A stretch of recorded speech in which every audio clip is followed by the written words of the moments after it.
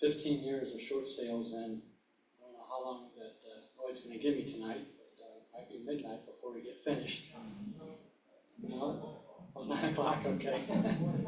So, okay, yeah, well, hopefully I answer all the questions. I'll kind of move this thing around because I don't think I can stand here real still. So anyway, I am very honored to be here tonight. It was 5 years ago I spoke for this group for the first time ever. And there were 150 people in the room at that time, and it was standing room only. And it was really fun too, because at the end of it, they all got mad at me. Okay, and do you know why they got mad at me? It's because there was nothing in the back of the room to sell. There was no table to run back to and stuff. But people then said, hey, would you teach me short sales? And so that's what started me in short sales now. There is still nothing at the back of the room, and there's no table back there or anything like that. But, there's a table over there. But anyway, so I'm really honored to be here. I'm excited too, because I love talking about short sales, okay, and stuff. And so I'm going to go through a lot of slides, and I'll probably go very quickly. And I'll probably be checking my time over there because I'm not real good with time. I could talk on one slide for an hour, so I'll try not to do that. But let's just go ahead and go through, see if I can get this to work right. Okay, try it again. Turn it to that position. Okay, well it did work earlier. Let's go with this.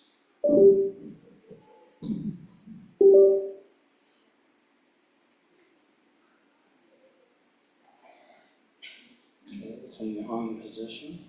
Okay, I may have to do this manually then, the way it looks. Okay, well, we'll see what happens here with that. So basically, let's see, page up, page down. Okay, nothing seems to be responding.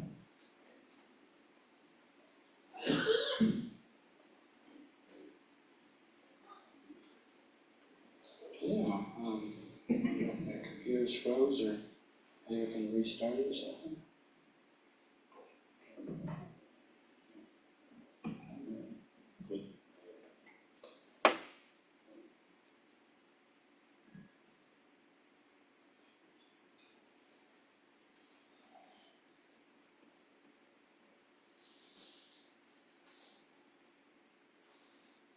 Oh, there you go, okay. So the computer fell asleep. I usually happens after I'm speaking, things fall asleep. So my background is engineering, so I will try to get animated and excited because I do love short sales, and I do want to say it is an honor to be here tonight because of originally speaking here. I'm excited about it because I've talked about short sales all over the place, all over the country on podcasts, at RIA groups, teaching people how to do short sales. And so I'm going to go through and explain to you guys about short sales and what they are. So let's go back a little bit in history, let's go back in time and say, well, what's going on here? What's historically happening? Why are there short sales? Why are there not short sales? Some people, don't understand, that aspect to it. So if we go back, do you guys remember that, that COVID-19 thing? Do you remember that? And there was, right after COVID-19, there was a pandemic, right? And then after that, you remember there was this is terrible here. Do you guys remember PPP? Oh my gosh, right? Bad memories, okay? Well, there was a moratorium back then also. And we all remember that because we all marched in Washington, D.C. because all of our renters stopped making their payment. They didn't have to make any more payments, and we got all upset, and all of us landlords drove in a bus to D.C. and said, they gotta make their rental payments. Well, most people didn't know it, but there was also a moratorium for homeowners. They didn't have to make their payment for 18 months, and so the banks kind of got the shaft on it. Not I care about that, but nobody marched on D.C. to help them out.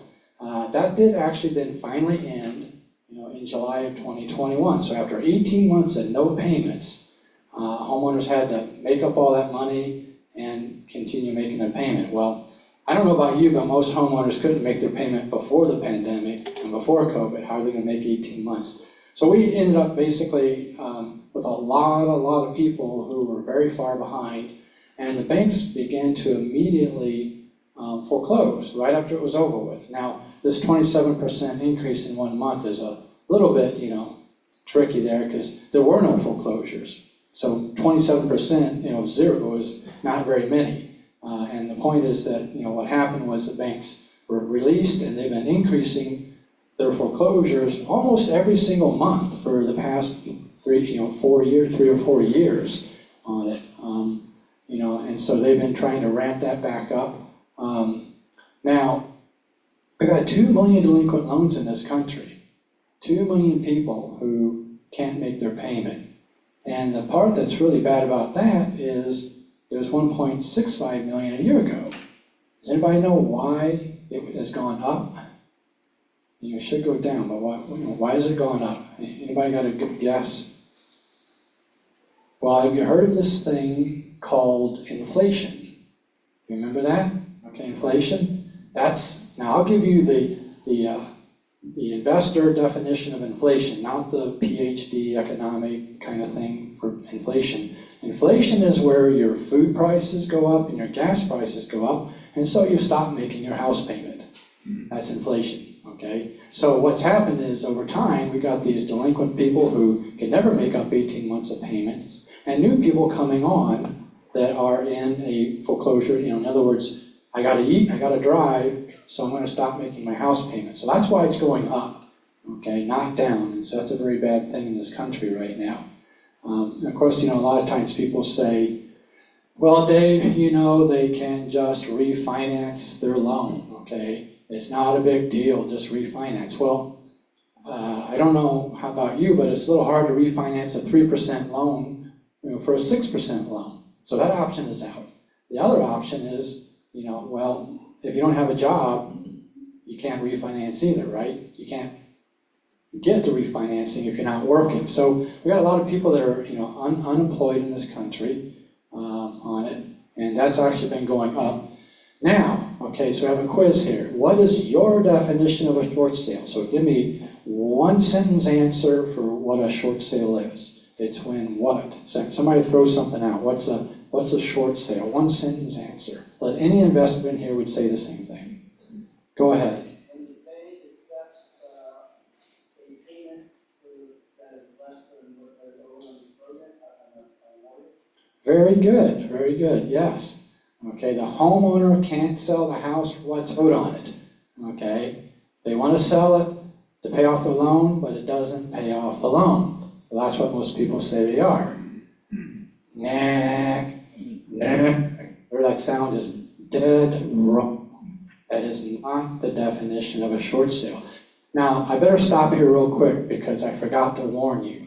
I will be saying a lot of things tonight that totally don't make any sense to the normal person, or totally what gets some people very upset. Okay, I'll be saying things that you don't believe. So I do want to warn you right now, okay? We've got a while to go, and I will continually be doing things like this. That is the definition of a short sale. You miss one house payment. You can't do a short sale unless they have missed one.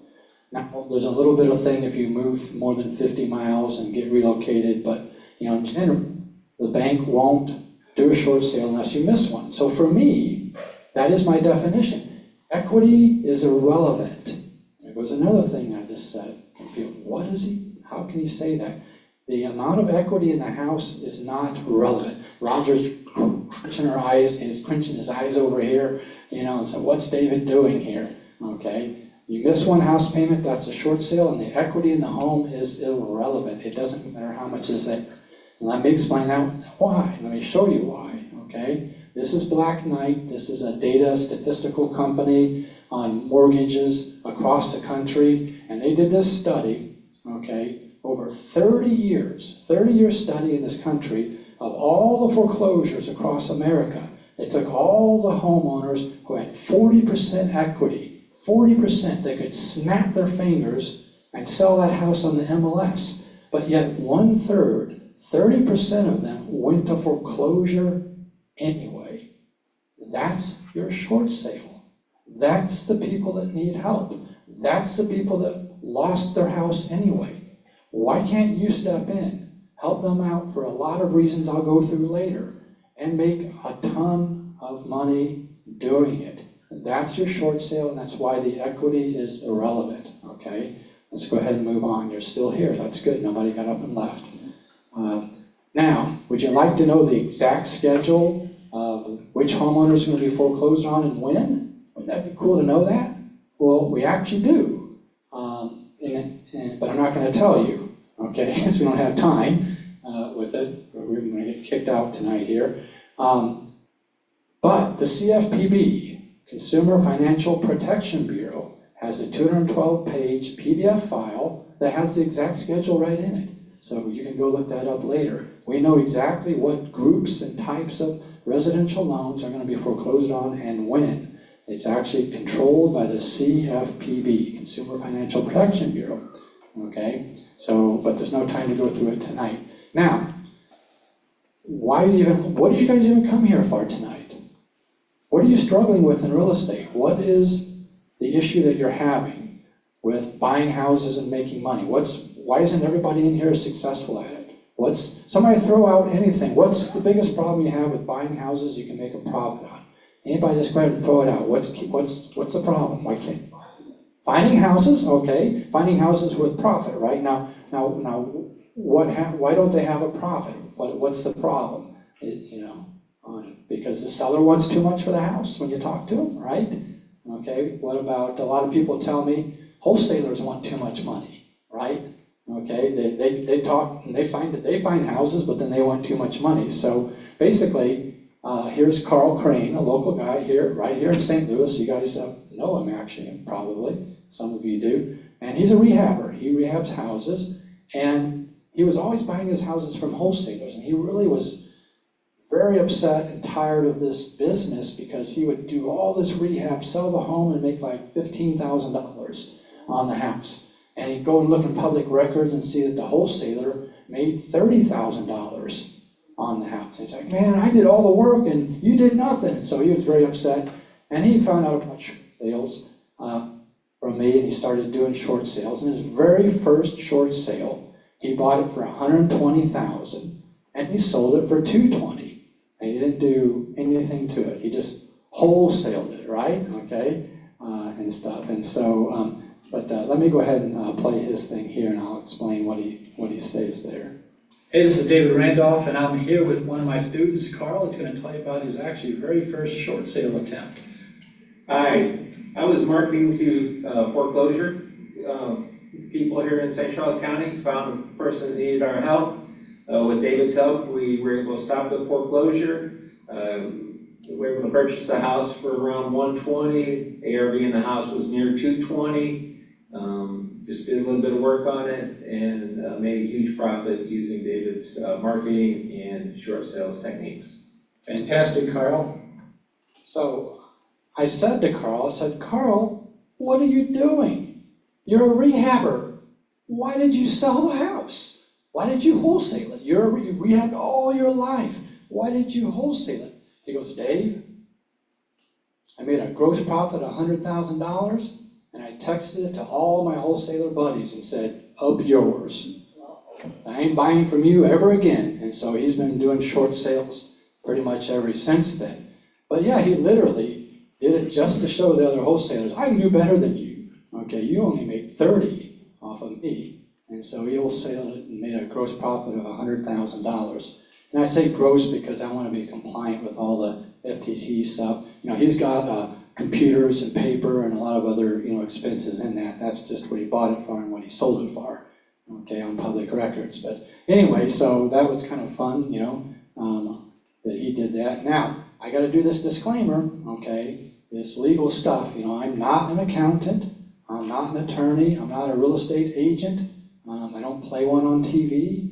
None of this presentation is tax advice or legal advice. This is just my interpretation, my experience over the past 14 years. So always seek, what's that, Roger? Always seek the advice of legal counsel, okay, right? And stuff. So, this is just my experience and my interpretation. But why should you listen to me? I'm an engineer. It's my background. I've learned from a lot of smart people. I pay smart people to teach me things, and my superpower is to take what they teach me and do it better, or to combine it. That's my superpower with it. So I do a lot of research, a lot of processes, a lot of procedures. Everything I do is a business model with it. I'm a full-time entrepreneur, multiple business income streams. With that, I've got a wife, okay, and she has her health and wellness business, and we've got other businesses. Now, sometimes it's an outgo stream, so, with my wife, but usually they're income streams that we have. But anyway, she's not here, so I can say that, No, really, I'm serious, guys. Think about it. In real estate, you can make so much money in real estate, you can fund other businesses. Seriously, you can make money in that can let you do something that's your dream. It's my wife's dream to have a health and wellness business. She bought a $5,000 magnetic resonance mat. She wants a $10,000 barometric chamber. And you just can't do that normally in health and wellness business. But real estate can fund that. So real estate can fund your retirement, can fund other businesses and stuff. And so, we're both full-time entrepreneurs. I do have an engineering degree. I retired from my corporate job in 2006 at the age of 42, and was helping my wife homeschool my kids. And there's just one slight problem, was that they graduated and went to college, and we're like, well, what do we do now? And that's when we actually got into real estate. Okay, so my wife and I became full-time real estate investors in 2010. And, I'm just a small guy. A lot of times you hear people teaching or speaking or something, or part of a big syndication or a big corporation. I'm just a regular guy, okay? I rehab like 5 to 10 houses a year. But one of my claims to fame is that all my renovated houses that I've listed on the MLS for sale, $260,000 and less, they've all sold at list price or higher for 14 years. All of them. And that's because they're drop dead gorgeous. They're beautiful houses. However, I have this unfair advantage. I'm making from $50,000 to $150,000 profit on each house by doing short sales. That's my method of buying. Now, it's real easy to sell them in 7 days if you're making $150,000, right? So the 7 day really wasn't very impressive. This is what's impressive. How do you buy your houses? And that's what I've done for 15 years. If I wholesale a house, I usually make about 80 gross profit. And if I do a rehab, I make more. A lot of people say, why don't you just wholesale houses? I'm like, well, hey, 150 minus 80, there's a big difference. I still like rehabbing. And we heard our statistics for months of inventory, 1.9. Everybody should be rehabbing, in my opinion. We need houses out there for people. And so it's a great time to do that. And then what I'll show you about the banks, they don't see that end. They don't see that end. The equity doesn't matter, okay? I'm also a hard money lender. So I have over $3 million in cash in my retirement accounts, my IRAs. And I lend it out to other rehabbers all across the country. And my heart is to help new people get started, okay? I will give them all the money to buy it, all the money to fix it, all the money for the points on the loan, and all the money for the monthly interest payments. That means you need no money at all. You pay it all back when you sell the house, okay? And there's a lot of other stuff that comes with that. If you want my lending document, text LEND, LEND, to 636-685-2990. And there's a whole bunch of other stuff. We're not here to talk about that. But this is who I am and why you might want to listen to me. I've been able to, build multiple businesses in real estate with it. And I lend all across the country.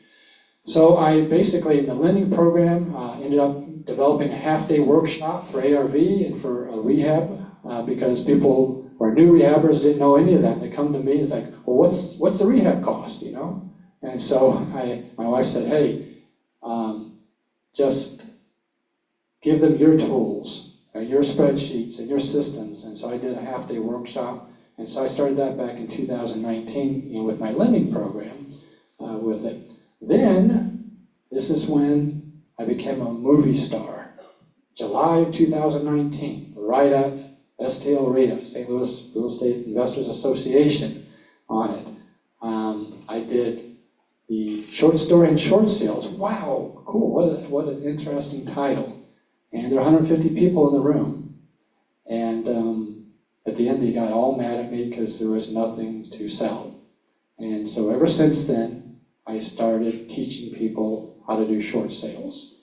So I have got, for some workshops, I developed a basic online education portal. Over 335 people have taken this workshop. And the thing I'm really proud about it is there's only been 6 returns, 6 people wanting their money back out of 335. That is really, really good in the, quote, education space. Most people, it's 20 or 30% return rate because their stuff doesn't work. To be honest with you, a lot of their stuff.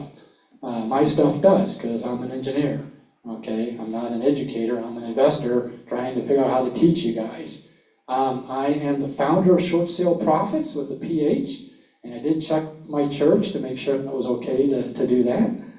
They said, as long as you have the S on it, you're okay. If you don't put the S on it, then we're going to burn you at the stake, or something like that. I don't know what they said. But so anyway, I checked with my church. So I do have a registered trademark. And then my IP attorney said, hey, I need another pair of shoes. Okay, I think you should take out and be the founder of the David Randolph. Now there's a reason for that. DavidRandolph.com was taken. Somebody took my website, and I was heartbroken. And somebody said to me, wait a minute, aren't you the David Randolph? Yeah, GoDaddy, I'm the, give me the DavidRandolph.com. And so my IP attorney said, you need another registered trademark for it. So you needed a new pair of shoes. Okay, Christmas was coming up. So that's me. Now, look, you guys are sitting here tonight, you're going to learn about short sales. There's nothing to sell. There's no back tables, but there's nothing on the back tables. And so you're going to learn how to do short sales. And you may go off out there and decide to do this all on your own. And if you do that, please develop a system. Please keep track of what you do. Please use checklists, procedures. Please develop this so that you can do it properly, okay? And so that's basically what I did. I'm going to show you a little bit of my system here, okay? Now, let's talk about what is it? What is a short sale? Now, I really like the you missed one house payment. That was good, and it's actually true, okay? But let's get into a little bit more details of it. And so you'll want to have pencil and paper, take notes, and feel free to take pictures of the slides if you want to. You can use them for personal use on there because I may end up flying pretty fast. If I run out of time, I'll kind of check every once in a while, and then they'll probably kick me off, pretty soon. But I'll try to honor the time here and get finished. But let's talk about this definition a little bit more. A lot of people think it's the mortgage on the house. They think a short sale is where they owe too much on the loan. It's not true.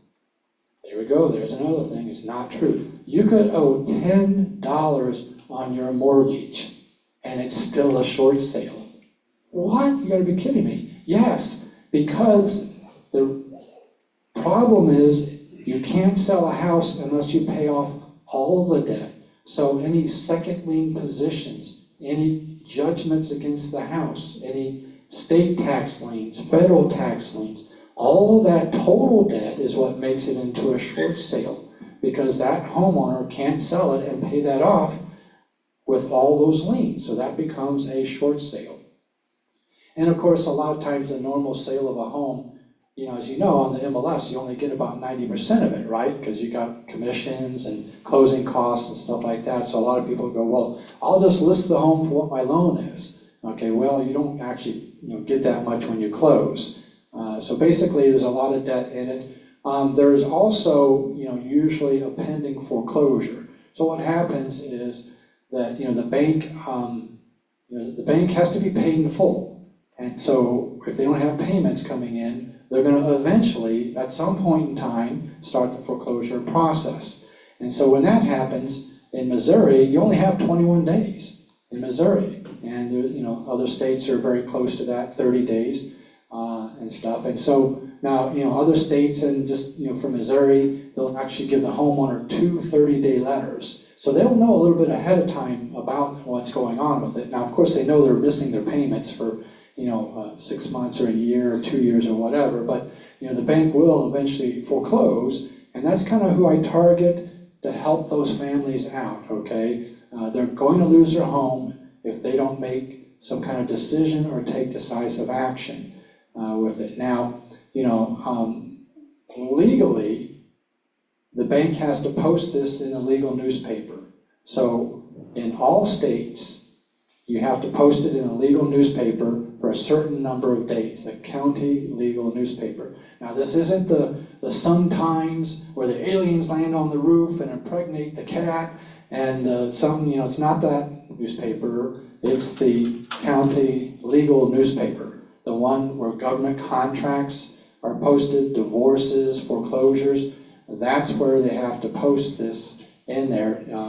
Georgia's 30 days, Illinois, is 90 days. So every state's a little bit different number of days, but it's very short.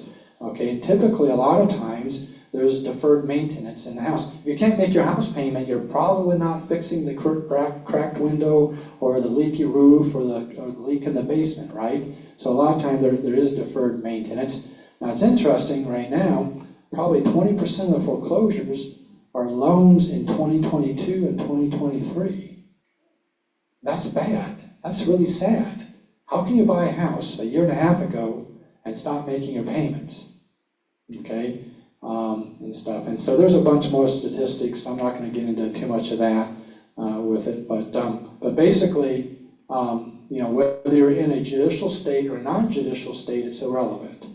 So, a lot of people, think, well, it's judicial, non-judicial. The process of the paperwork with the bank is the same.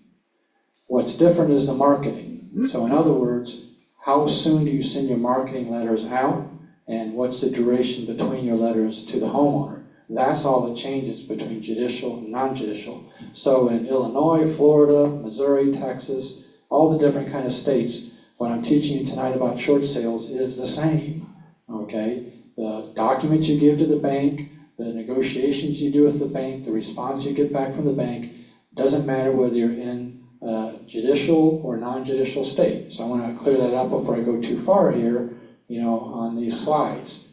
Now, most buyers, they can't get a traditional loan, okay? They've got 21 days. What traditional buyers do you know can close in 21 days that have a loan from the bank, okay? And so the lender, the bank, wants a cash as is offer. So write that one down, cash. So if you're going to do short sales, you need to turn your offer in cash as is, okay? The banks don't like a traditional loan because if they go through all this approval process and they approve the short sale and the buyer doesn't qualify for their loan, they don't like that. They don't want that. They want to see you with a cash as is offer. Now, before you go, well, I'm out of here, I don't have any cash, I do, don't forget that, so I can lend it to you. But the point is, you don't have to have your own cash. You can do a short sale. So the offer says cash as is, but in all contracts, in all cities, in all states, you can come to closing with a loan, okay? A hard money loan, preferably, because they can close much quicker than a bank. But you could literally, come to closing with a bank loan, if you could get it closed in time. But you don't have to use your own money, but you want to say cash as is on it. So write that down. The lender, it's kind of interesting, the lender is looking at the net to the bank. So a lot of people think, well, let's have the bank do an appraisal, see what the value of the house is, and let's try and find a buyer for the appraisal. That's dead wrong. Absolutely wrong. Right? It's dead wrong. It's a big myth. It's a mistake that real estate agents make, okay? The bank has a net value on the HUD. They're looking at what is the net to them, not the sales price, okay? I'll give you one number here, write this down. FHA will accept 88% of the appraisal value. So don't offer the appraisal, they'll take 88%. And if you wait 30 days, they'll take 86%. And if you wait another 30 days, they'll take 84% of the appraised value. So don't offer, what it appraises at, you can offer less. Now, every lender has a different percentage, and we don't have time tonight to go through all those, but just to give you an idea of the range, a conventional lender, so a conventional lender is not FHA, not Fannie Mae, not Freddie Mac, not one of those others. Okay, it's a bank loan, but it's called conventional. They'll take 45 to 55% of the appraised value. Holy cow, yes, all the time, okay? Now, in a short sale, the banks are used to seeing one of two things. The listing agent doing the processing, the paperwork, the negotiation, all the short sale stuff that we're going to go through pretty soon. Either that listing agent or the smart listing agent say, oh my God, I don't want to do this. And so they hire or they use a short sale processor. Okay, so what I'm teaching you tonight is you are that processor. So here's another thing, people are going to go, oh my gosh, you guys are doing good, no one's left yet, but I'm going to say this. What I teach you on a short sale, you are the buyer and you are the negotiator with the bank. This is not a short sale on the MLS. Run away from those. Don't touch those. This is the homeowner reaching out to you for you to help them and then negotiate directly with the bank. This is not a listed house on the MLS. You don't want to do one on the MLS because most real estate agents have messed it up. They've listed it for the loan value, okay? And so basically, I'm going to be teaching you to be the buyer and the negotiator. Now, you might say, Dave, that's illegal. See, our attorney already left the room, okay? Oh no, he's over there. It's like, oh my, what is this guy saying? This guy is crazy. No, look, it's not illegal. Alarm bells don't go off, sirens don't go off, they don't come arrest you. If you're the buyer and the negotiator, you know what happens? Let's say you walked into the bank, knocked on the president's office, and say, hey, did you know that house over there? I am the buyer and I am the negotiator. And you just told the bank president, and it's like, you know what the bank president does? He cuts the commission of the realtor to zero. That's it. That's all he does. I don't know why. I guess they don't like real estate agents, but they cut the commission to zero. So all you do is just make sure you take care of your real estate agent later. Now, I talked about not on the MLS. That's correct. You're not finding and buying houses on the MLS, but when you negotiate a short sale, you're going to have a realtor on your team, and I'll explain that later. Okay, so you do have a real estate agent on your team, but they don't do anything. Literally, don't. You do everything. You fill out all the paperwork. But anyway, the point is, you can be the buyer and the negotiator, and they just cut the commission to zero. You don't go to jail with it, so it's not a big deal. Now, it is very important for all parties involved to be unrelated on paper. Okay? Now, what does that mean? Unrelated on paper. So let's try this. How many people in here have an LLC? Oh my gosh, holy cow. Okay, now don't answer this next question, okay? Because you're gonna be in trouble. So don't answer this one out loud. So you all have LLCs, and I'm sure you all have LLC checkbooks, for your account, right? Hopefully you're not commingling your money, right? So you got an LLC, and this LLC's got its own checkbook, okay? Now, let me ask you the next question, and don't say it out loud, okay? How do you sign your name on that check? How do you sign it? Do you go John Smith? Do you go John Smith, comma, manager? I hope you do the second one, because if you did the first one, you just embezzled. You embezzled against your own company. Who are you on paper? For example, David Randolph, comma, manager of my rehabbing LLC. David Randolph, comma, president of my C corporation. That comma changes who you are, okay? And so in a short sale, it's important for all the parties, okay, involved to be unrelated on paper, okay? And there's a lot to unpack on that. We don't have time to go through that tonight, okay? We could be on that for an hour.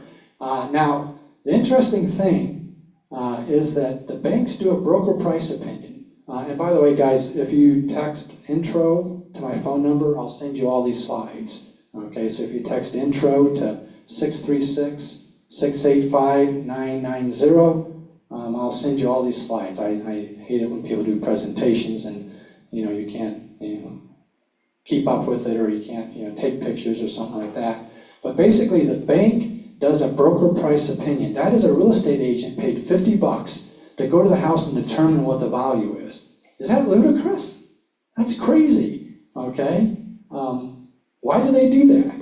I don't know. I mean, we have to be quiet so the banks don't hear us, but, that's what they do, okay? Now, FHA is different. FHA requires a full appraisal. By the book, FHA guidelines. So an FHA short sale, that being the homeowner has an FHA loan, on that short sale, they do a full appraisal. So you will not make as much money on an FHA short sale. Now, I'm not saying don't do them, just saying you won't make as much money as, say, a Fannie Mae short sale, where they're doing a broker price opinion. The guy just, goes in and walks out and determines the value. Now, all this stuff, all this whole short sale ends up at the end with an approval letter that gives you 30 days to close. So this whole thing will result in, just like any title company closing, you have the bank give a payoff letter. It's just for a really small number, like $29,600. And I sold the house for $275. Okay, they twisted my arm. I agreed. They gave an approval letter, and that's the price that it has in it. But it gives you 30 days to close. And it's just like any other title company in closing, with a few other stipulations. I don't know if we'll talk about those later, but there's, like 2 or 3 pages to it, and it's going to state, what the price is, it's going to state what the commission is, it's going to state some other things. But this gives you 30 to 45 days to close, so you can actually, technically, legally, sell the house to somebody else. You've got equitable interest at this point. And matter of fact, a lot of cities, including St. Louis, has a little box in the MLS called owner by contract. Any real estate agents out here in the audience? Any real estate agents? Raise your hands. You should all raise your hands. Go and put a listing in, and look, there's an owner by contract box. You can list a home and say you're owner by contract. Okay, so so you could actually do that if you wanted to. Okay, talk about wholesaling, short sales. We don't have time about that, but you can wholesale them.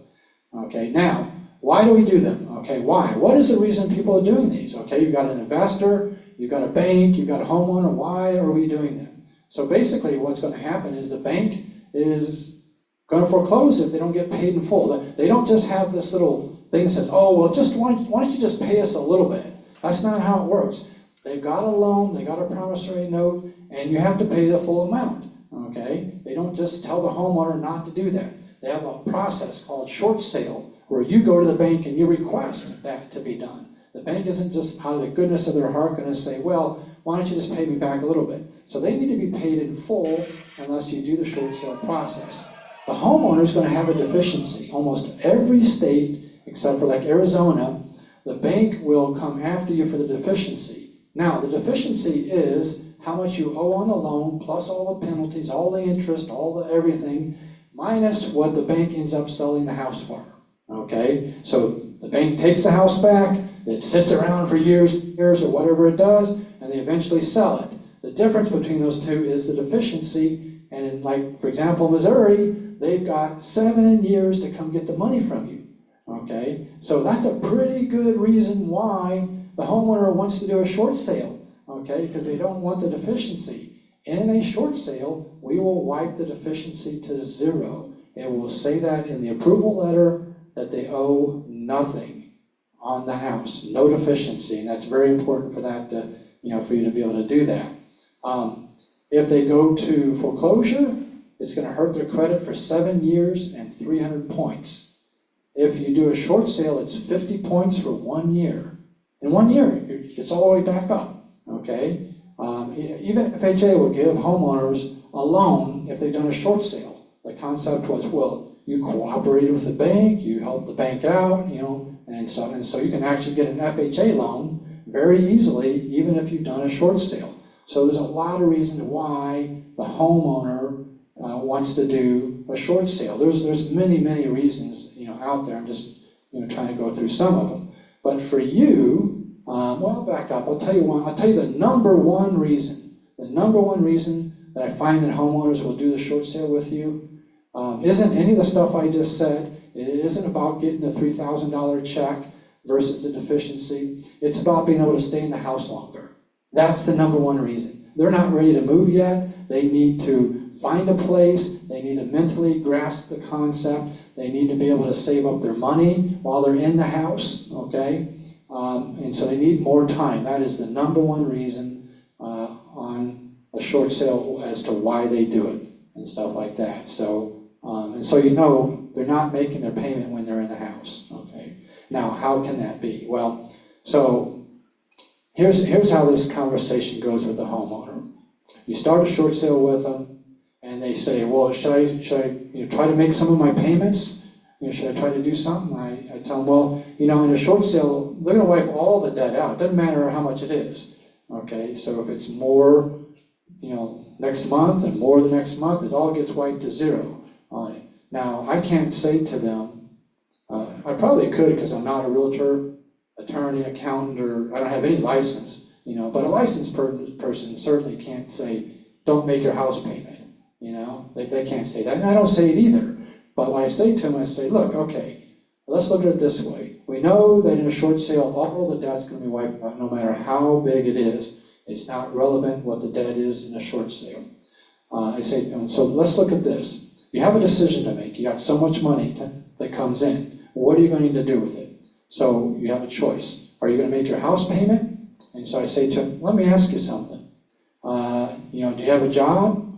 Yeah. I said, do you have a car? And I said, well, I asked him, so can you drive your house to work?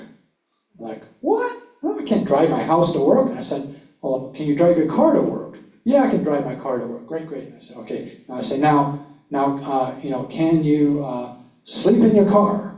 Okay, you can sleep in your house. We can do that. But can you sleep in your car? And they usually go, well, yeah, one night I got drunk and I had to sleep in it. And I go, okay, so you're telling me that your car can go to work, your house can't, and you can't sleep in it. So I say, which one do you think you should make the payments on? The car or the house?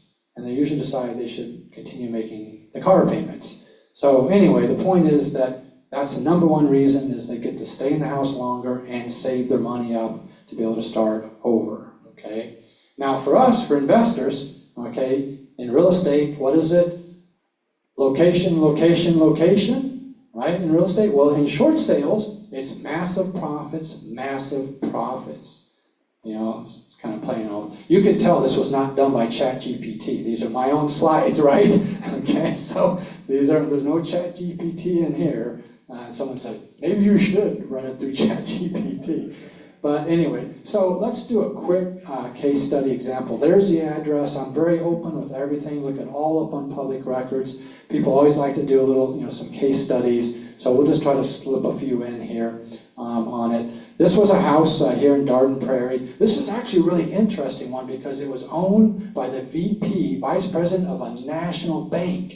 And they came to me to do a short sale, and I said, is that even legal? You're the bad guy.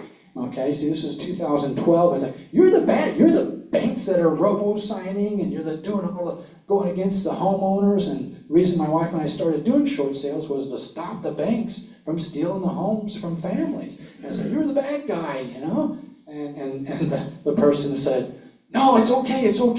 I've got an equity line of credit, not equity line. I've got a credit union loan on it. Okay, 2 credit unions. None of the loans were banks. They're both credit unions. I'm like, oh, so you're going to screw the credit unions now, huh?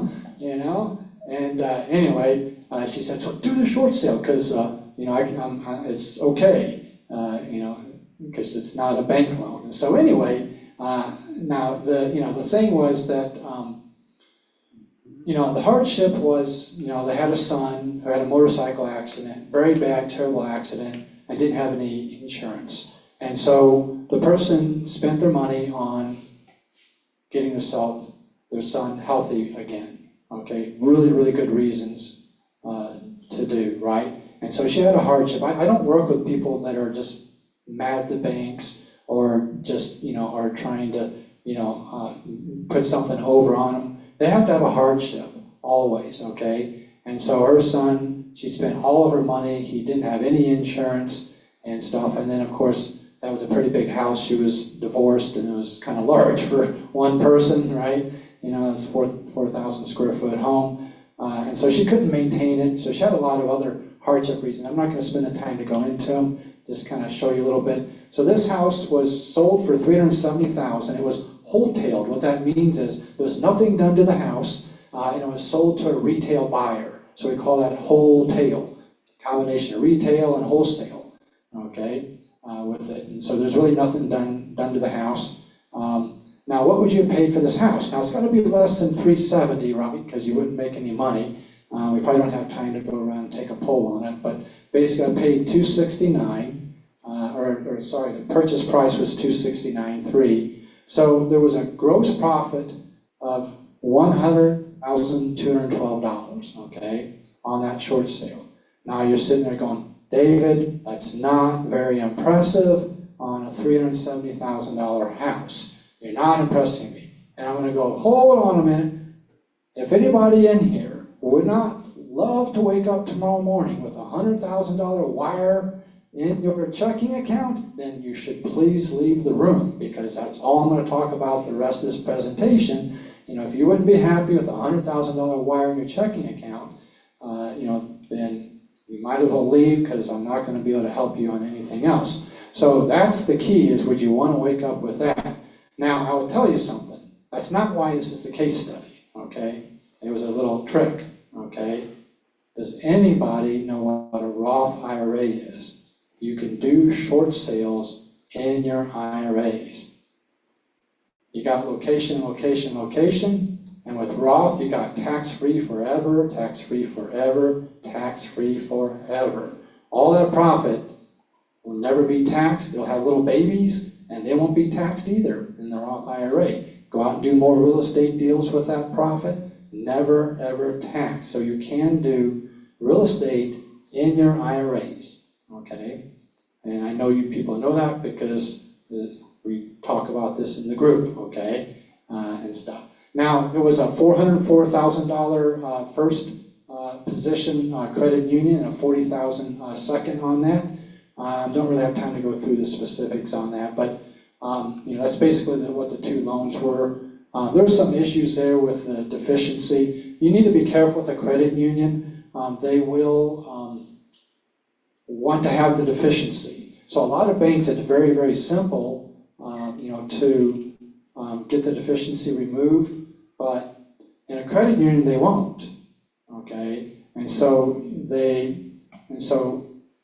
you have to negotiate with that and be careful, because, well, I better stop and do this in case you go out of this room and you start doing them on your own, and I never see you again. I don't want you to be out there doing this. Do not ever do a short sale where the homeowner has a deficiency on the approval letter.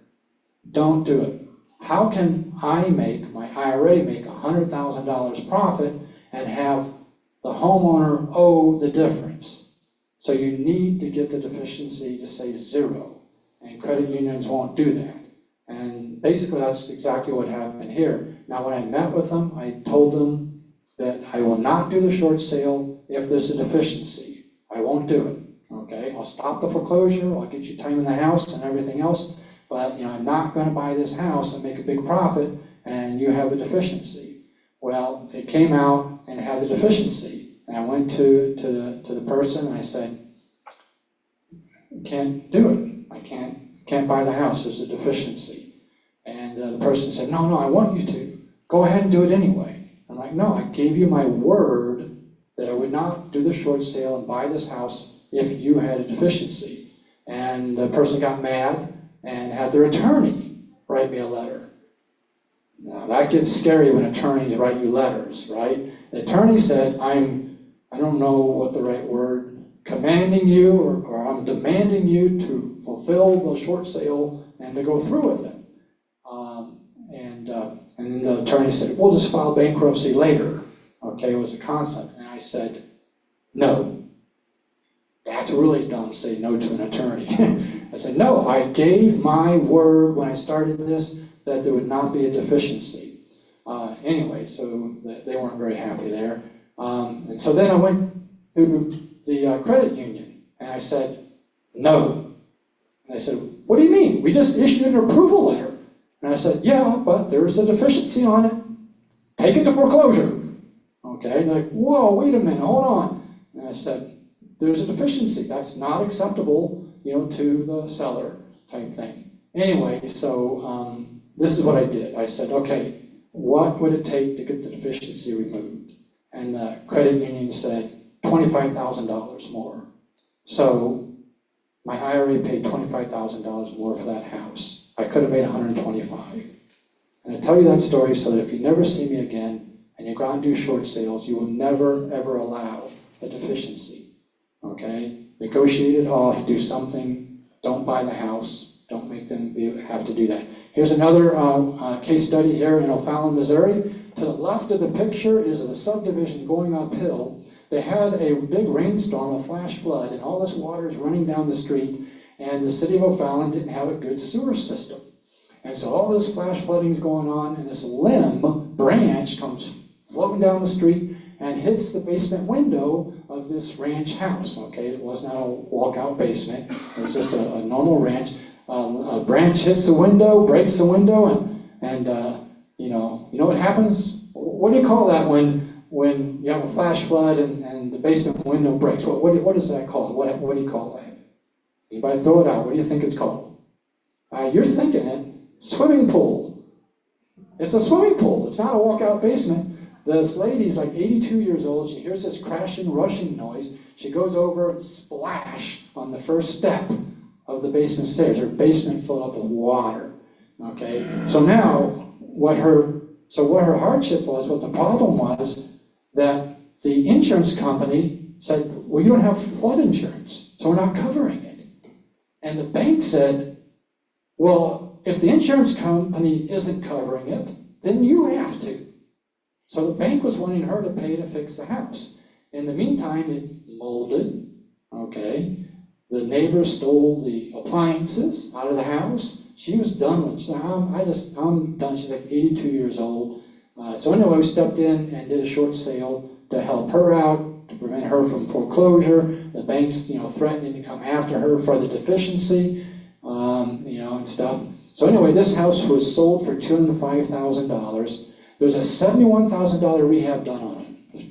Okay, so let me ask you, what would you pay for that house? Now, it's got to be less than 130, 205 minus 70. Okay, what would you have paid for it? Okay, well, I'll just show you. Okay, $33,900 for that house. Okay, that's a short sale. Okay, gross profit of $99,654. Okay, for that house. Now, is that a little bit more impressive? $99,000 on a $1,000 house. Okay, that's getting now a little more impressive with it and stuff. And so that was a short sale. So does that answer the question why we do them? Investors. Okay, well, we're not going to go through any more. So basically, let's see here. That's the wrong slide. So this, let's look at how long it takes to do. Okay. So I needed these training videos on Zoom for my students. So I did an entire short sale in 2 months, which is very fast, okay? Normally a short sale takes about 4 months, 5 months, 6 months. Now, people ask, how long does it take to do a short sale? My answer is as long as possible. The longer it takes, the more profit you make. Do not be in a hurry to do the short sale. You're not moving into the house. It's just inventory. I tell people, okay, fine. Just don't quit your day job, you know? Wait till you get 5 or 10 short sales going in your pipeline, and then one's coming off every month for you. Then quit your job, but you know, there's not enough work there to do. So I did the whole thing in 2 months, and I did it all on Zoom. The whole thing was 22 hours. That's it. The whole process was 22 hours, okay? And I needed these, training videos, so I was doing it very, very quickly. There was no delay. I didn't wait. I didn't, wait 2 weeks to respond. Everything I did with the bank was an immediate response right back on it. And I could have gotten the price of the house down lower, okay? But it would have taken another like 2 weeks of calendar time and another 1 hour to dispute, but I needed the videos. So I did overpay for the house. I paid $58 for it.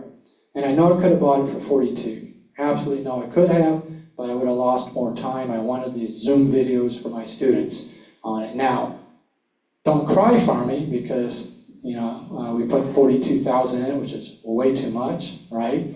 It's ridiculous. But made a gross profit of $118,000 on a $220,000 house. So is that why we do them there? 22 hours. If you're going to hurry, you might be able to do it in 2 months, but I could have got it for a lower price with it. Now, how are we going to get them? How do we get these short sales? Let's move on now how to get them. So let's talk about marketing. Now, you heard about the chicken and the egg and the chicken crossing the street and all these other philosophical things. Okay, well, I got a philosophical thing on how to get short sales. And my thing is, if a tree falls to the ground and you're not there, does it make a noise?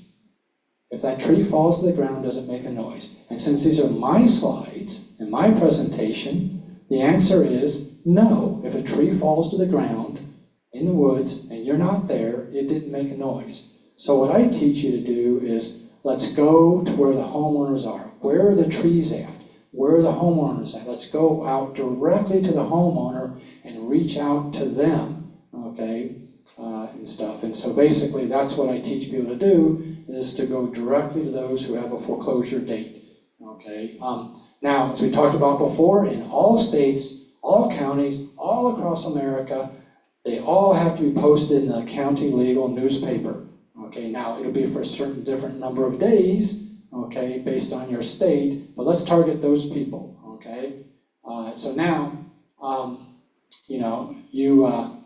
when you talk to them, you're going to tell them that you have a buyer for the house that's cash as is. So let's say they're doing some Googling, and they do a short sale, and they see that short sale needs to be cash as is. So you want to be able to tell them, that you're buying cash as is. Now, you have a buyer, the wording is very carefully done, because you can't say that you have a buyer because you just broke state law. That's called being a real estate agent, and you don't have a license. If you're not a realtor, you can't say, I know somebody who wants to buy your house. You can't connect them. That is illegal, okay, and stuff. And so, when you say you have a buyer, it's you. I am your buyer. Matter of fact, this is a cool trick I like to do with them. They get all these letters in, and it's from attorneys, and it's from real estate agents, and they all say in the letter, hey, call me right away, I can help you out, I got a buyer for your house, right? Now they can say it because it's legal for them, but call me, I got someone who wants your house really bad, they want to buy it. So what happens is when I talk to them, it's a little bit of a fib, okay, but just go with it. I say to the homeowner, I said, oh, yeah, I'm that buyer in the letter that they were talking about. I just thought I'd call you direct, I hadn't heard from you, and so I just thought I'd give you a call right. I'm that buyer that all the other letters are talking about. Oh, it's you. Yeah, I'm the guy, You don't need those other letters, throw them away, I'm the buyer and stuff. And so you want to do that legally, okay, because you're not a real estate agent. You're going to tell them that you're going to get some money to move. I like to say 90% of the time, but it's really like 99 or 98% of the time you get money, for them to move. And you're going to get the bank paid off, the seller gets rid of the debt, and you're going to have a house. Okay, that's how we're going to get them. Now, once again, you have to have a system. Okay, so let's run through the 5 steps that we need for a system. Okay, so let's run through here real quick. Let me check my time on here. So, okay, not doing too great at all, but we'll make up some time here. So how do we find the seller? Okay, the simplest way is to find out where the foreclosure is at. Let's go to the online newspaper.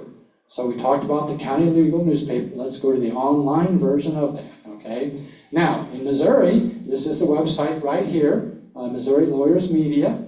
You go to that website online, and there's different counties that you have on here with it. And then, you know, you can get like all those for like $49 a month, okay? I need to hurry up here a bit. And this is what it looks like. That's the actual website picture. Once again, you know, I'm not real good at PowerPoint, but that is, when you get onto that website that I just had on the previous page, you're going to see that, and it can show you the quantities and the you know, where they're at. Then you're going to click on that, and it's going to open up this screen here, you know, where it's basically going to let you put in this information here. So I don't know if you can see this here or not, but this is basically a trustee sale. Okay, so you're going to go in and you're going to choose trustee sale, because Missouri is a deed of trust state. They use a trustee with it. Okay, so and so now, you know, these are, you can't relate that either, but that's a public notice. So these aren't legal notices, they're public notices. Why is that? Well, because in a foreclosure, what's the point? At the courthouse steps at this time, we're going to cry out the legal description and people are going to give a bid. That's a public notice. You want lots of people to show up to be able to try to pay the loan up as much as you can. So these are public notices, not legal notices. And then here for the St. Louis one, Missouri one, trustee sale. When you click on that, then it's going to pull up this screen with some addresses down here. I usually ignore the map. And you know, everything we have around here is pretty good, you know, to buy. Maybe people might argue about, you know, North County maybe or something like that. But you know, if you want rentals, then you might even focus on it. So when you click on one of the addresses, you're going to pull this up here. And this is going to basically, you know, show you, you know, 4 key pieces of data that you want to pull out of it, okay, and stuff. And so here, this is the actual, like, newspaper article. And I love this because I'll take a picture of it, text it to the homeowner, and say, yeah, really, it's happening. You know, you're in the newspaper, okay? You're popular. You know, like Steve Martin, I'm in the phone book, you know. And so I'll actually sometimes text it to the homeowner and say, hey, you really better do something here. I'm here to help you. And stuff. And so basically, you're going to be pulling out 4 key pieces of data. Now, I'll just run through them super quick. You're going to be looking for the name of the homeowner. You're going to be looking for the address of the property. You're going to be looking for the foreclosure date, and you're going to be looking for the foreclosing attorney. Okay, so that's the 4 key pieces that you get out of there. That's just the same information that you can't read because the slides are terrible, but that's what you're going to do. Now, for those in here who might be from a judicial state, this is actually Columbia, you know, South Carolina, and Richland County, okay? And so that's their website. That's where you go. They actually had like the largest delinquencies in the country back in 2023 with it. And, you know, it just looks the same. It's the online newspaper, right? It's really easy here, okay? In that, you know, public notices, you're going to choose the master sales, because, you know, the state, they call them master sales. And it's the same 4 key pieces. I'm going to fly through that. Hey, we come back to Carl, okay? So remember I said, Carl, why did you wholesale it? You're a rehabber, good grief, what's the deal? And so he kind of got his mojo back in, and so he rehabbed this house, and you can see the numbers there. Bought it for 82, rehabbed it for 75, sold it for 302. Quote, gross profit of 145. But I'm going to play his little audio there, and I want you to listen very carefully, because I want you to listen to what the numbers were then. The video is when he bought the house. The picture is when he sold the house, and the numbers are different. I want you to listen to what he thought was going to happen when he bought it. Okay? Hello, this is David Randolph, and I'm here with Carl. And we're at the title company. We're kind of pretty excited today. Carl just closed on the purchase of his 3rd short sale. So I'm going to let Carl just kind of tell you about what some of the numbers are and how that is for him today. Thanks, David. So we're at Continental Title here in St. Louis, Missouri. We just closed on a house for $82,500. The ARV on this house is near $250,000. We're expecting to put about 60,000 into it. Through David's one-on-one coaching program, I was able to work with the bank and secure a short sale. The bank was looking for significantly more than 82.5. We were able to get the homeowner out of the house as they wanted to do, and it was basically all due to David's one-on-one coaching, working me through all the way through all the processes of making this happen. Okay, so he thought that was, he's just saying nice things about exciting me. day. Thank you very much. He thought he'd pay 60,000, or sorry, put 60,000 in the rehab, so it's most contractors, it's never what you think it is, so he put 75 in it, but he thought he was gonna sell it for 250, and he sold it for 302. Now, there was a reason for it. If you live in St. Charles County, at that time, no split level had ever sold over 250, right? And so he listed it for 250, and it sold for 302. So that's some really cool things. He got his mojo back, he's back to rehabbing. I think this is his third one here, actually, with it. So anyway, moving on. What do we mail to the seller so they call you, okay? So I believe in direct mail marketing. It's like as old as death and taxes, okay? You know, you can pay somebody to do it. You know, you can hire a VA. You can, you know, it's real easy to do direct mail marketing. SEO and bandit signs, and gosh, I don't want to be run over by a car when I'm putting out a bandit sign, but an SEO or SOE, is that SEO? I don't even know how to spell it, you know, it's a computer. Yeah, okay, so I like direct mail marketing, so that's what I teach.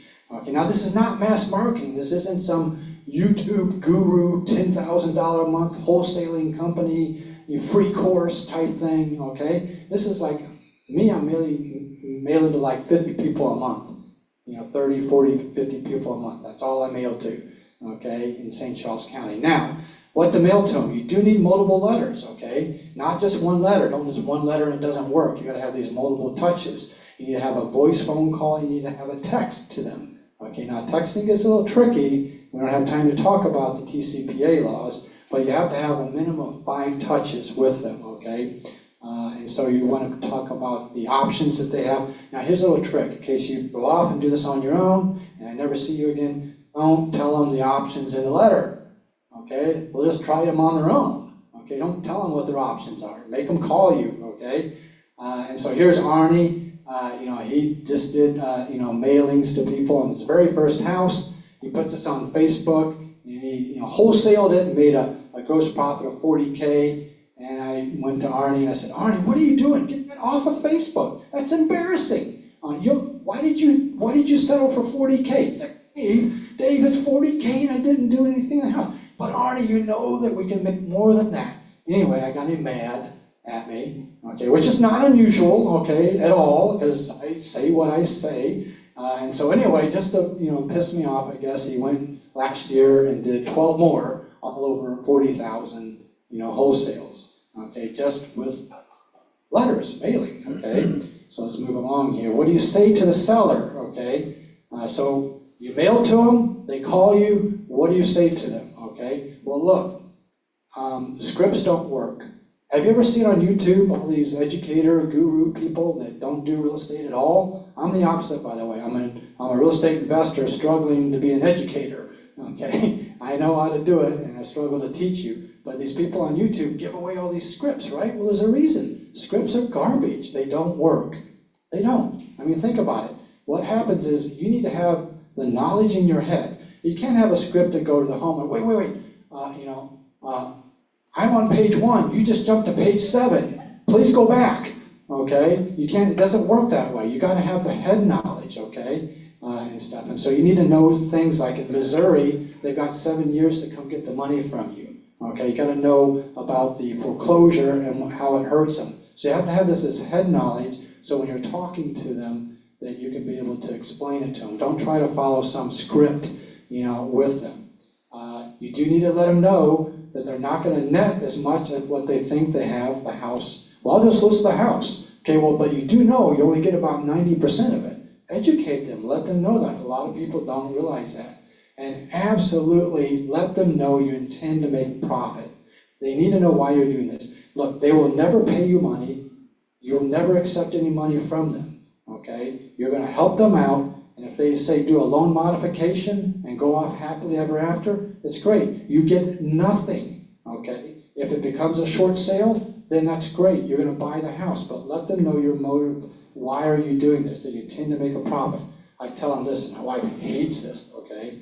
I say to the homeowner, I said, look, I'm really hoping to buy your house, you know, with the bank's approval for $1, okay? And then I want to really fix it up really nice, put a lot in it, and I want to sell your house for $1 million, okay? Now, if that's not okay with you, then that's fine. I can go ahead and leave, and you can go to foreclosure next Tuesday. And I kind of walk out, and they go, wait, come back. You know what? I don't care if you're going to make money. Yeah, I don't want to go to foreclosure. So let them know that you intend to make a profit. Let them know, disclose why you're doing this, okay, with it, and don't ever take money from them, okay.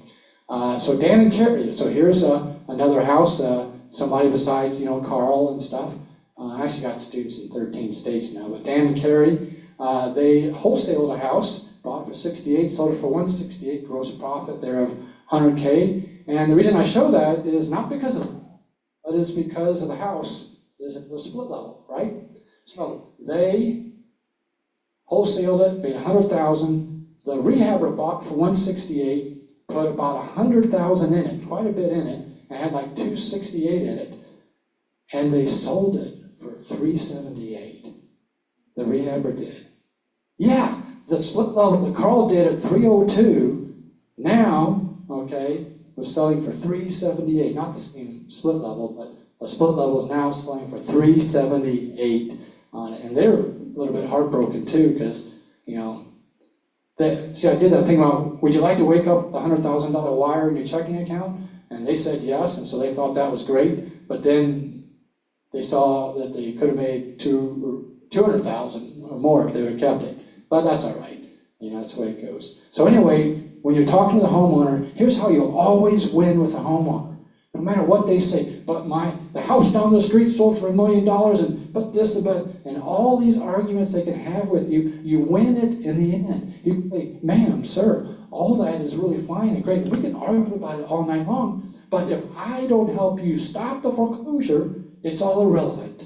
The house, the banks. So would you please just let me help you? Will you let me talk to the bank? Will you let me do a short sale? Will you let me stop the foreclosure? Let me do something. That's how you always win, because they have a foreclosure date. Partial summary, you can make a lot of money doing short sales. You can help families out of a crisis. There's no, here's another one. There's no competition with other buyers or the seller. There are no other buyers on a short sale.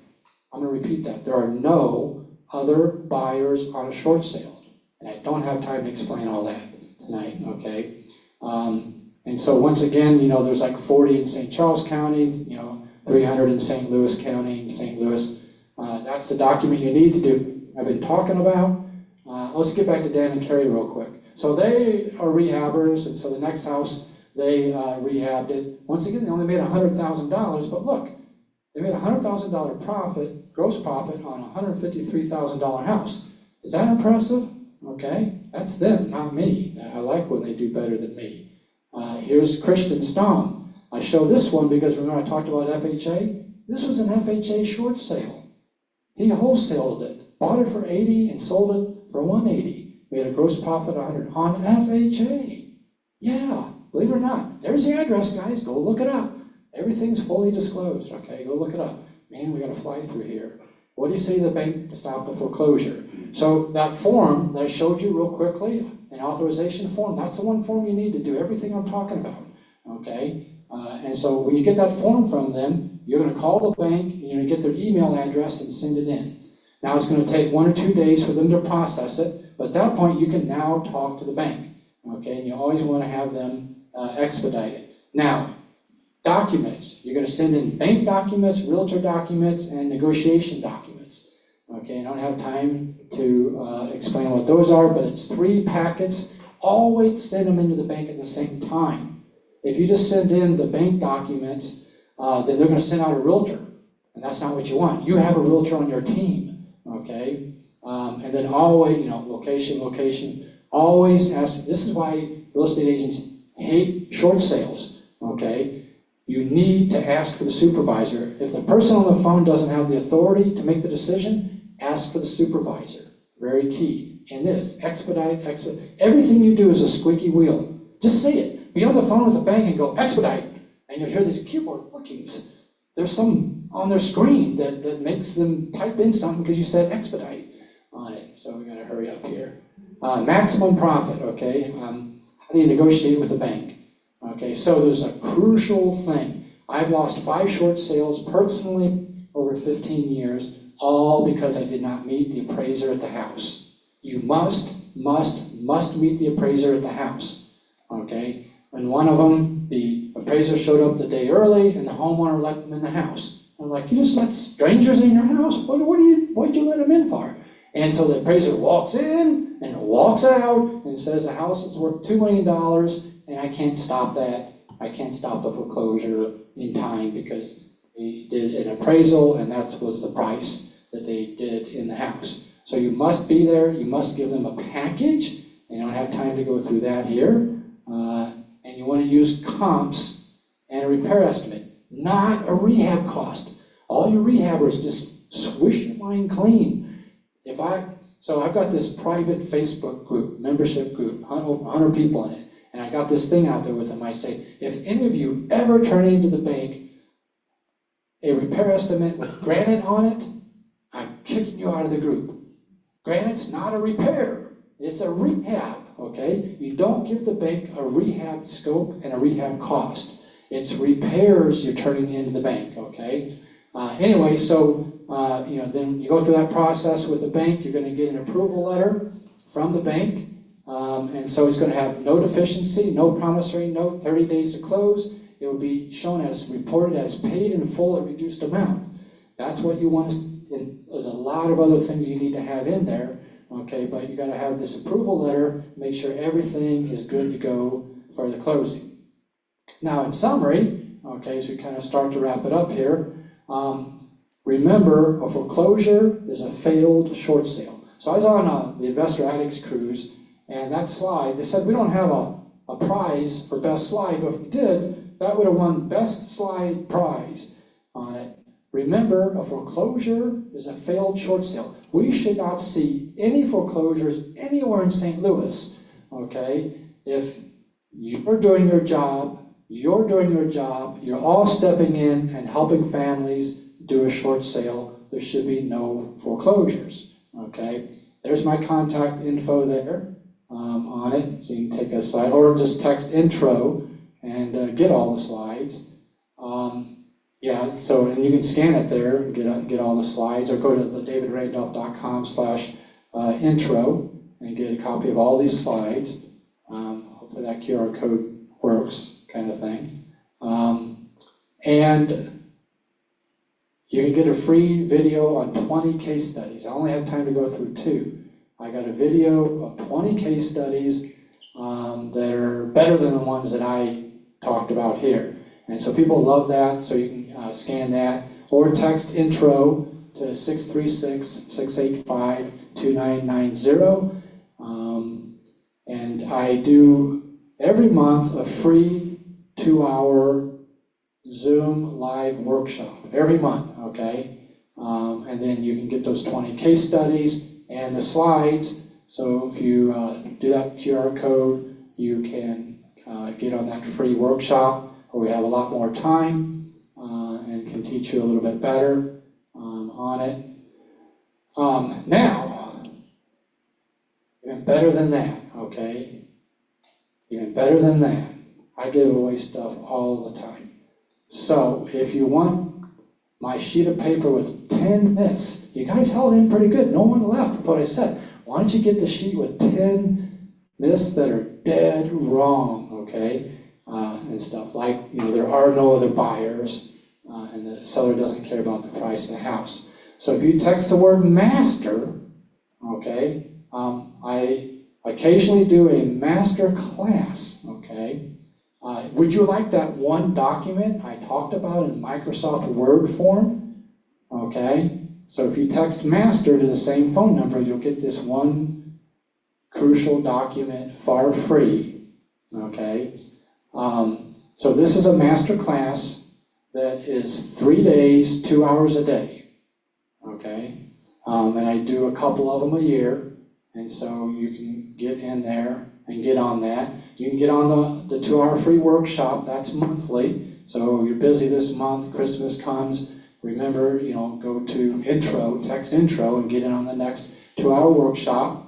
But the master class is 3 days, 2 hours a day, and we go into a lot of detail. I show you how to use that authorization form. Probably shouldn't give it to you like that, because it's like giving you a loaded gun. But just promise me that you won't take the authorization and go off on your own. Show up for the free master class and learn how to use it and how to fill it out in there. And then once again, text LEND to 636-685-2990 if you want that lending document. Doesn't have anything to do with short sales. I've been lending for 11 years all across the country. So there's a good QR code thing, a little dinosaur in there. So you get, so you can't make the session. The recordings are put out at, right in the evening every single day. So if you can't make all 3 days, we have access to the recordings. The 10 myths, the free training, you get that same case studies. You get a 100-page slide with it in the actual form. So text master to 636-685-2990. Now, there is one coming up October 23rd through 25th, okay, for the master class. So you might want to just jump straight to that, okay? October 23rd through 25th. Very fortunate timing, right, for everybody. Otherwise, you'll have to wait till next year for that. So anyway, that's my contact information. There's a QR code thing again. It should take you to the website on there. So anyway, guys, I want to say thank you. That's the last slide. We'll open up to any questions. We don't have hardly any time for questions.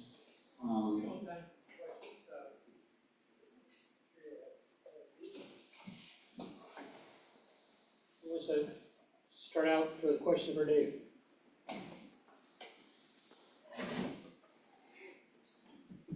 So how do you really determine your offer, right? I guess, do you make an offer to the bank, or is it just back and forth, they say 100, you say 80, then just kind of keep working your way down?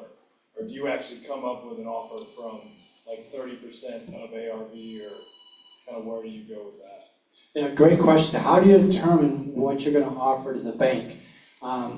So in that, you remember that online education portal I said I have? Here's the general rule. I'll just go ahead and give it to you right here, right now. You know what ARV is, right? And repair cost is, and MAO, maximum allowable offer. That's the ARV times 0.7 minus the repairs. So that's a maximum allowable offer that any investor in here every single day would buy houses all day long on it. So in short sales, though, that's not what we do. We can do that calculation, and then I want you to cut it in half. Yes, cut it in half. Now, if you don't laugh, cut it in half again. And that's what you give to the bank. That's how you do it. Great question. You got one in the back over there?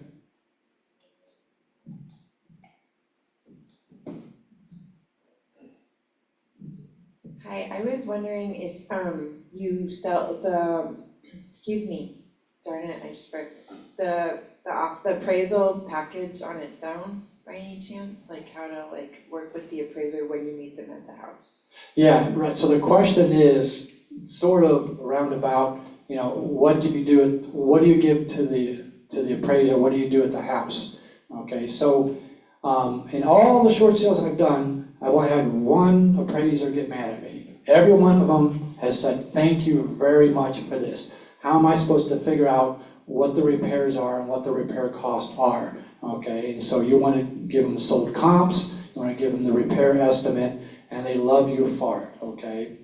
Because you're helping them out, make their job easier with it. So yeah, you want to give that to them. And it's really interesting too, by the way, just in case someone says, well, you can't be at the house. You can't be, that's illegal, you can't be. About 3 years ago, I actually found it in the Fannie Mae code that says, I'm required to be at the house. Yes, it's actually in the code. I mean, I was always at the house anyway for 15 years, but 3 years ago, I found it in the, 400 pages in the FHA guidelines that I'm required to be at the house and stuff. So great question. And any other questions?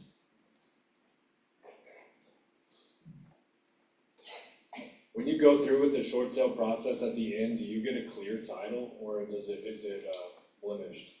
So the question is, when you go through the short sale, you come to closing, do you have clear title? Absolutely yes. The approval letter has all these conditions that state what gives clear title so that the title company is providing you as the new buyer full title insurance, warranty deed, not special warranty deed, full warranty deed, and you got a completely clear title on the house. Great question. Any other questions? Don't be bashful. And of course, if you come to the master class, you can, ask more questions, but. I think you answered a lot of questions, and you gave us the place to get all your slides and more information yet, so. Yeah. Appreciate it, David. Okay, well, thank you very much. Appreciate it. All right, thank you all for coming tonight, and, and we'll give a little advice, a lot of us are landlords.